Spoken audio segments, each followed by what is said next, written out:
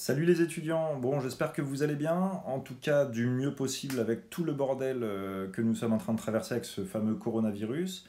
Alors là je suis en train de tourner cette vidéo, on est le dimanche 15, voilà.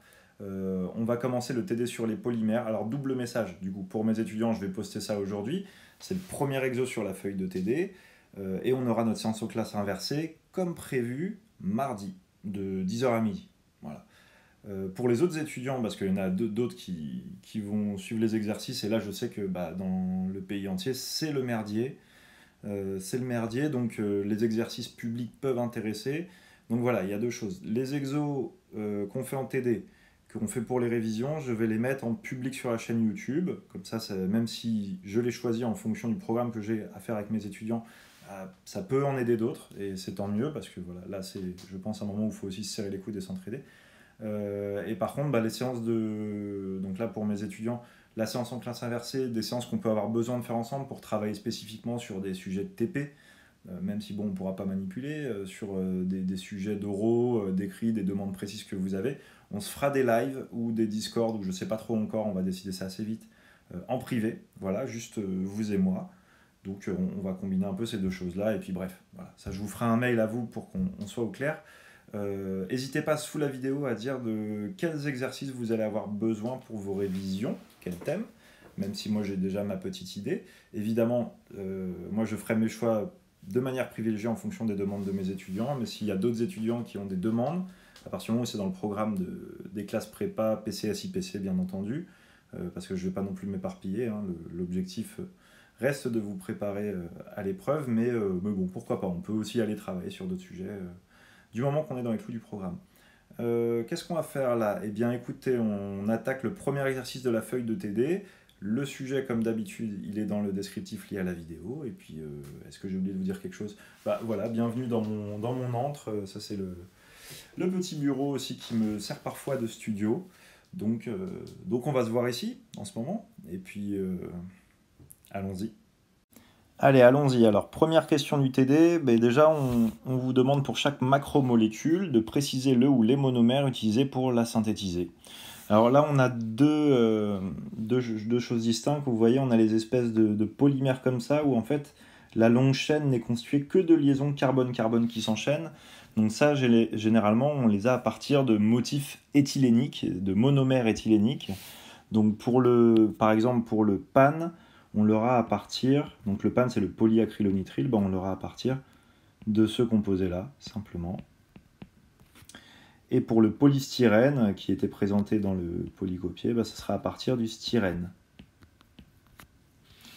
Donc là, c'est par des réactions qu'on appelle des polyadditions. D'accord ? Donc il faut regarder simplement l'unité monomère. On voit bien qu'ici, on a deux carbones qui vont être liés chacun à d'autres carbones. Donc ça, c'est des réactions qu'on ne voit plus dans le programme actuel, mais peu importe, du coup, là, c'était expliqué dans le polycopier. Il faut simplement savoir dessiner, le monomère. Ensuite, pour les autres, là, c'est beaucoup plus facile parce qu'on retrouve en fait des fonctions qu'on est habitué à former dans le programme. Par exemple, vous voyez dans le PLA, donc le PLA, c'est l'acide polylactique, on a un groupement ester, puisque j'ai double liaison CO, un oxygène, tac, et ça réenchaîne sur le groupe carboné. Donc ici, pour le PLA, en fait, il faut déconnecter en quelque sorte les liaisons qui sont là, hein. Tac, et se dire, un ester, je le forme à partir d'un acide carboxylique et d'un alcool. Le monomère doit donc comporter ces deux fonctions-là. Donc ici, le PLA, le LA, donc l'acide lactique, ça va être celui-là. Tiens, d'ailleurs, ça tombe à pic, on vient de sortir une vidéo sur l'acide lactique sur la chaîne Blablaro Labo. Bref, je m'égare, mais n'hésitez pas à aller jeter un œil, parce qu'on casse tous les mythes autour de cet acide. Bref, c'est cet acide lactique qui va donner l'acide polylactique. Donc là, c'est une polyestérification. On range ça dans la catégorie des réactions appelées les polycondensations. Ensuite, le polymère suivant, c'est le polyéthylène terephthalate. Donc là, effectivement, on peut de la même manière sectionner un petit peu les liaisons qu'on a au bout, mais on se rend compte également qu'on forme des groupements ester. Donc j'ai un groupement ester, par exemple, je le reconnais ici, et puis là, de l'autre côté, pareil, j'ai groupement ester, donc Même chose, un ester, on peut le former à partir d'un acide carboxylique et d'un alcool. Donc, on va également déconnecter à cet endroit-là. Donc, en fait, je dois repérer un premier monomère ici, qui va être un diol, et un deuxième monomère à ce niveau-là. Désolé, c'est un petit peu sale ce que je fais, mais bon, j'espère que vous comprenez l'idée. Donc là, les monomères dont je vais avoir besoin, il va y avoir l'éthanol de diol, ainsi que, là, on peut faire plusieurs propositions. On peut proposer le diacide carboxylique qui va se présenter comme ça.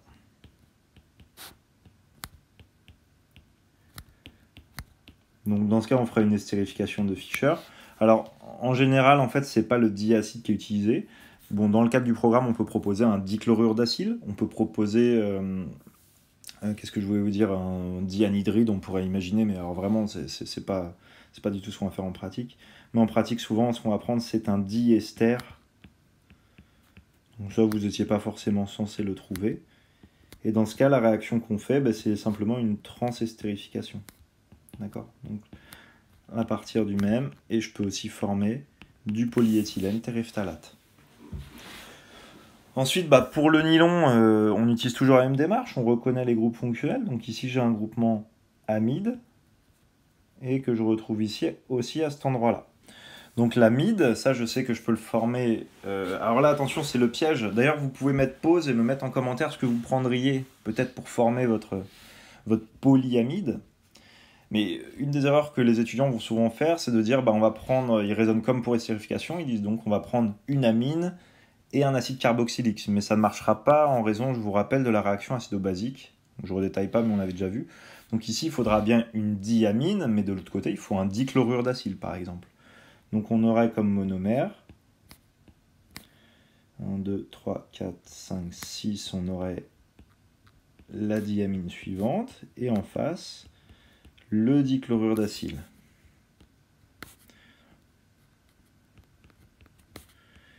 Et donc avec ça, on peut former le nylon 6,6. Alors bien entendu, si on mélange les réactifs comme ça, on va avoir, si on n'a pas d'excès d'amine, on aura une formation d'acide chlorhydrique, donc on peut toujours envisager de rajouter une amine tertiaire ou une base pour éviter ça. C'était pas le propos ici. Et enfin, il nous reste le dernier polymère, qui là est peut-être moins évident, mais vous voyez, c'est pareil, on a des groupements ester ici. On a des groupements ester, donc si je cherche à reconnaître les monomères, j'ai une espèce de triol ici. Voilà, donc ce triol, en fait, on va voir qu'après, c'est le propane 1, 2, 3 triol, en fait, qu'on appelle aussi le glycérol. Et d'ailleurs, ce glycérol qui peut vous servir en ce moment si vous voulez vous fabriquer un petit gel hydroalcoolique. Mais bon, très honnêtement, si vous êtes à la maison, lavez-vous les mains au savon. Bref, je m'égare encore. Reprenons. Et l'autre monomère, en fait, vous allez le choper ici. Clac. C'est cette partie-là où là, effectivement, on prendra encore un diacide ou un diester, ou pourquoi pas un anhydride cyclique. Donc finalement, les monomères, pour la résine glycérophthalique qui est présentée ici, ça pourrait nous donner ça. Donc d'abord, le glycérol ou propane 1, 2, 3 triol.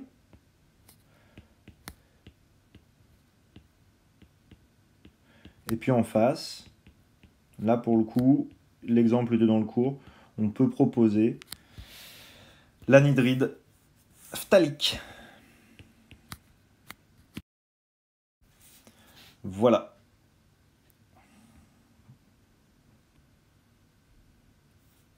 Ah, j'ai failli oublier, il restait un bout de la question, on vous demandait d'indiquer quels polymères sont réticulés. Les polymères réticulés, c'est ceux où on va pas pouvoir distinguer comme ça des chaînes linéaires, c'est-à-dire que toutes les chaînes sont un peu imbriquées les unes avec les autres. Si je fais un schéma un peu grossier, c'est pour rappel, hein, un polymère linéaire, ce serait... mince, je vais le faire en blanc plutôt. Tac. C'est-à-dire que je vais avoir des chaînes comme ça. Donc ça, ce serait le linéaire. Ensuite, on a le ramifié. Le ramifié, je vais avoir des petits bouts de chaîne qui partent un petit peu dans tous les sens. Voilà.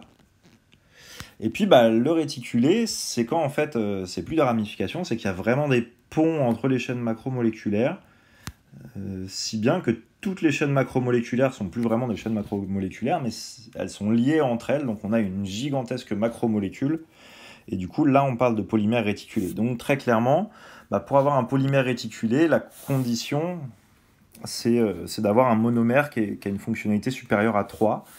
Et en fait, ce qui est le cas ici à cause du glycérol. Parce que le glycérol, vous voyez, il y a 3 groupes nucléophiles. Donc, il y en a 2, par exemple, les 2 extrémités qui peuvent permettre de faire une chaîne macromoléculaire. Il y en a un qui va se fixer par la gauche, l'autre par la droite. Mais grâce au 3e groupement, on va pouvoir créer des ponts de réticulation. Et c'est ça qui fait qu'on a un polymère réticulé. Donc le seul polymère réticulé dans l'histoire, c'est la résine glycérophthalique. Tous les autres polymères sont linéaires. Voilà, j'espère que c'est assez clair. Allez, passons à la question 2. Alors, une étude expérimentale fournit la répartition suivante en fractions molaires, ok. Donc on vous donne des pourcentages d'oligomères suivant la valeur de n. Donc ça veut dire que voilà, donc là c'est des masses molaires en grammes par mol, et chaque fois j'ai le pourcentage correspondant. Donc définir et donner expression numérique de la masse molaire moyenne en nombre du polymère obtenu. Donc là, il n'y a rien de très compliqué, c'est une application directe du cours. Donc la masse molaire moyenne en nombre, en fait c'est simplement une moyenne pondérée par les fractions molaires. Donc c'est la somme des XI-MI. Donc ici, on peut faire l'application numérique. Si je fais l'application numérique, la masse molaire moyenne en nombre, je vais avoir 70%, donc 0,70 fois 400, plus 20%, donc 0,20 fois 500, plus les 10%, du coup, fois les 600 grammes par mol. Et on obtient 440 grammes par mol. Ce qui est tout à fait cohérent, puisque ce qu'on cherchait, c'était une moyenne. Et effectivement, on voit que le plus présent à 70%, c'est celui qui était à 400 grammes par mol. Donc il tire un peu la valeur vers lui. Bon, bref. Rien de choquant, tout va bien. 2B, cette fois-ci, alors là, c'est la masse molaire moyenne en masse. Elle est moins intuitive, celle-là, parce qu'en fait, c'est le même genre de définition. On note M bar W, mais cette fois-ci, c'est pondéré par les fractions massiques. Alors, elle n'est pas évidente intuitivement, mais en fait, qu'est-ce que ça veut dire ? Ça veut dire que en fait, on calcule une moyenne, mais pondérée par les fractions massiques. Donc, en quelque sorte, ça veut dire qu'on donne plus d'importance dans le calcul de la moyenne aux chaînes les plus lourdes. Voilà. Puisque du coup, la fraction massique, d'ailleurs, on va devoir la réexprimer, cette fraction massique. La fraction massique, c'est la masse des chaînes de taille I sur la somme des masses. Et du coup, si je remplace petit mi par ni, donc la quantité de matière fois la masse molaire, on arrive à cette expression-là. Et du coup, maintenant, on va diviser en haut et en bas par n tot pour avoir à nouveau les fractions molaires. Ok ? Donc ça, normalement, il n'y a pas trop de problème. Et si bien que MW, là, je l'exprime pour le calculer à partir des données de l'énoncé, ça va me donner la somme sur les I des XI MI carré sur la somme des XI MI. Voilà, et là, pour le coup, dans le tableau, c'est bien ce que vous avez. Vous avez les valeurs des XI, c'est les pourcentages molaires, et les masses molaires. Donc, on peut faire l'application numérique. Alors, je vais vous la recopier vite fait. Donc là, on trouve 450 grammes par mol. Ce qui est logique, alors juste un peu de bon sens par rapport à ça. C'est ce que je vous ai dit tout à l'heure, à partir du moment où on va donner plus de poids, pondérer plus les chaînes les plus lourdes, on est forcé de trouver MW bar supérieur à MN bar. Donc on trouve une valeur, vous voyez, légèrement supérieure ici. Donc pas de problème. Et ensuite, on finit avec l'indice de polymolécularité. Donc l'indice de polymolécularité, IP, c'est la masse molaire moyenne en masse sur la masse molaire moyenne en nombre, décidément c'est dur. Et donc on fait l'application numérique, et là on trouve 1,023. Donc pour rappel, l'indice de polymolécularité, ça vous donne en fait la distribution, c'est-à-dire le nombre de chaînes en fonction de la masse molaire. Donc là, je refais un peu le cours, mais on est là aussi pour se rappeler les choses. Je vais avoir une certaine distribution centré autour ici de la masse molaire moyenne en nombre, qui correspondrait du coup, cette moyenne, qui serait la valeur pour laquelle j'ai le plus de chaînes.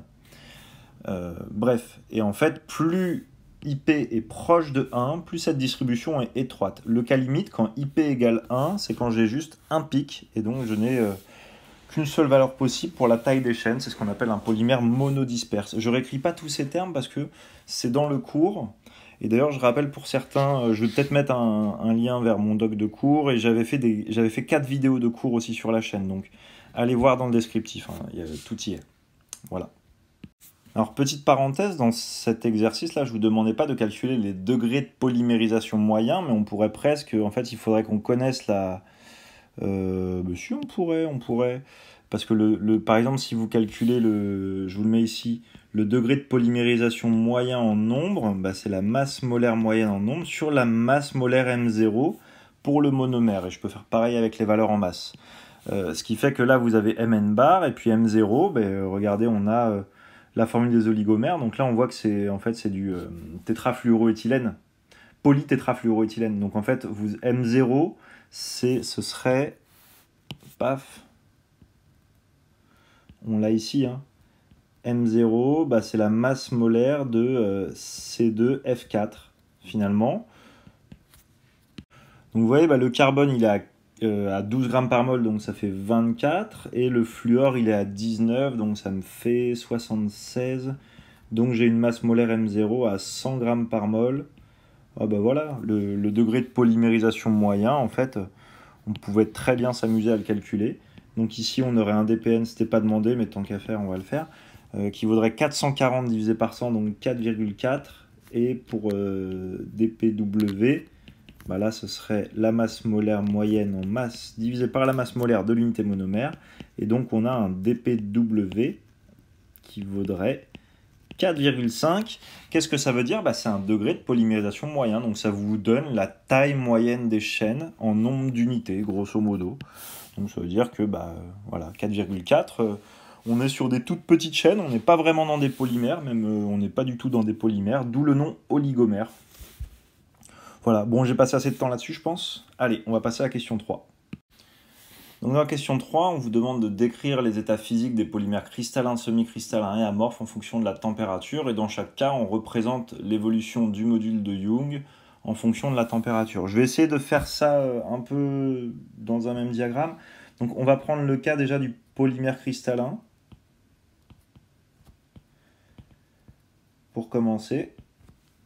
Et en fait, je vais immédiatement placer les axes avec en ordonnée le module de Young et en abscisse la température. Et puis finalement, si on considère un polymère cristallin, il a une température de... Bon, peu importe, je vais la placer ici. Il a une température de fusion, d'accord. Au-dessus de la température de fusion, c'est simplement un liquide, hein. Il n'y a pas grand-chose à dire. Et en dessous de la température de fusion, on a un solide rigide. J'ai envie de vous dire, c'est le truc classique en fait, le polymère cristallin, c'est ce à quoi on est un peu habitué. On passe de l'état solide à l'état liquide, il y a une température de fusion. J'ai envie de dire, il n'y a pas grand chose de neuf sous le soleil. Bon là, oui, alors pour le module de Young, dans l'état solide, on aura un module de Young très élevé, solide rigide, peu déformable. Et au moment de la température de fusion, le module de Young chute. Alors là, le problème, c'est que quand on passe dans un état liquide, on ne peut pas trop définir un module de Young. Donc là, je suis même pas trop sûr, mais en gros, voilà, le liquide s'écoule. Donc bon, il n'y a plus grand-chose à mesurer côté module de Young. Voilà. Là où ça va être intéressant, c'est de regarder les chutes de module Young dans le cas des polymères amorphes ou semi-cristallins. Alors, prenons le cas du semi-cristallin. Donc la particularité du semi-cristallin, c'est qu'en fait on va avoir deux températures de changement d'état. Donc on va avoir ce qu'on appelle une TG. Donc TG en anglais c'est pour T-glace, mais glace en fait c'est vitreux. Voilà, pour nous c'est la température de transition vitreuse. Et bien sûr on aura une température de fusion. Donc qu'est-ce qui va se passer ? Cette fois-ci on va avoir un état solide rigide et cassant, un peu comme on l'avait précédemment, mais avant la température de transition vitreuse.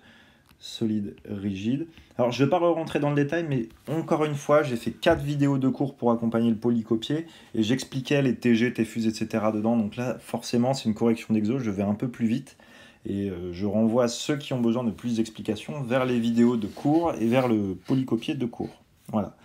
Ensuite, j'ai un solide souple, puisque la TG, en fait, ça correspond à une température pour laquelle certaines chaînes dans le polymère vont se mettre en mouvement. Donc là, effectivement, en fait, on arrive, comment dire, on va avoir un module de Young très élevé au début, peut-être avec, en ordre de grandeur, souvent on est dans l'ordre du gigapascal. Ensuite, au niveau de la TG, j'ai une chute du module de Young, et je tombe dans un état, alors là, ça va dépendre, l'ordre de grandeur, on ne peut pas trop dire, mais on va dire de 1 à 100 mégapascal.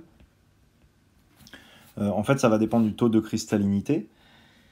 Donc le solide devient plus déformable, le fait qu'il soit souple ça se traduit par une chute du module de Young, et puis ensuite quand on passe la T-fuse, là on va avoir en quelque sorte passage à l'état liquide des zones cristallines, donc on a de nouveau une chute de module de Young, mais on a encore une partie des chaînes qui ont une certaine cohésion. Et puis on arrive toujours à un moment sur une zone d'écoulement.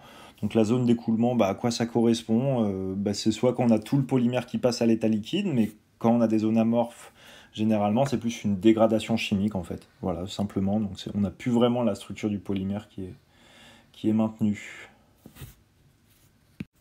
Voilà, en général, ce dernier état, c'est ce qu'on appelle l'état caoutchoutique.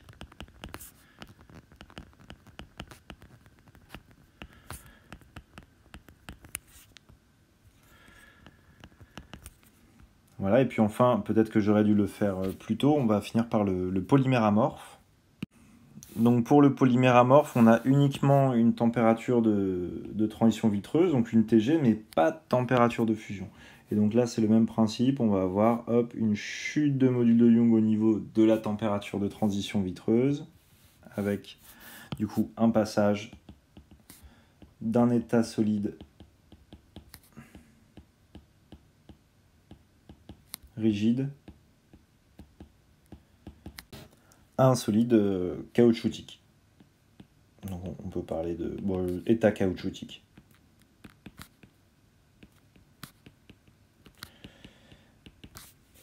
Et puis plus loin, on peut aussi rencontrer un moment où le module de Young chute et n'est plus vraiment défini ou mesurable. Donc là, encore une fois, c'est pas un passage à l'état liquide, c'est plutôt une dégradation chimique du polymère.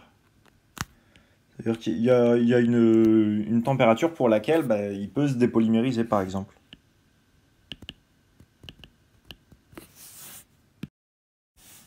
Et donc voilà pour ces états physiques. Alors je vais quand même vous donner un exemple concret, parce que ça peut vous paraître un peu abstrait, mais en fait vous en avez plein autour de vous, des solides comme ça.